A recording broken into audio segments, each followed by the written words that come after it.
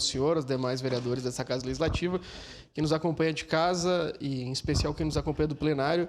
Presidente, nós da oposição tentamos construir uma cidade que seja efetivamente de todos, né? Embora tenhamos divergências significativas, também sabemos quando um trabalho é bem feito. Então, queria, nessa oportunidade, cumprimentar o secretário Felipe Gremelmaier e sua equipe, em especial a minha prof de Educação Física, a prof. Cris, que está conosco hoje, o Rogério do MOB, que tem se dedicado a essa cidade de desenvolvimento econômico, e em diversas oportunidades eu faço discursos infusivos aqui, porque eu acredito que para que haja distribuição de renda, necessariamente nós precisamos ter um fortalecimento significativo da indústria. Essa é uma posição que eu tenho, no último período, levado de forma firme. Fizemos a alteração da Lei das Águas para a criação de uma nova zona industrial na saída da nossa cidade em direção à Farroupilha.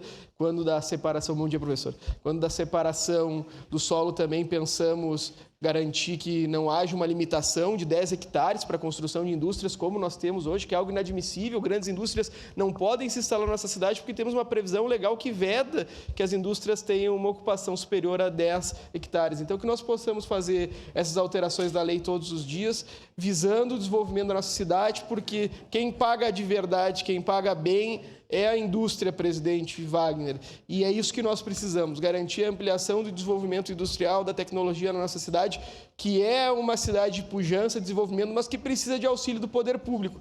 E quando eu leio a maioria das leis, Felipe, infelizmente eu vejo uma vedação de ampliação das plantas industriais. O que nós precisamos garantir é um auxílio na continuidade do desenvolvimento dessas indústrias, e essa é uma legislação que efetivamente permite isso. Então, parabéns a ti, a tua equipe toda. Tenho certeza que vamos ter no próximo período alterações que visam melhorar a vida do industrial e do industriário também. Muito obrigado. Para declarar o voto, vereadora Marisol Santos.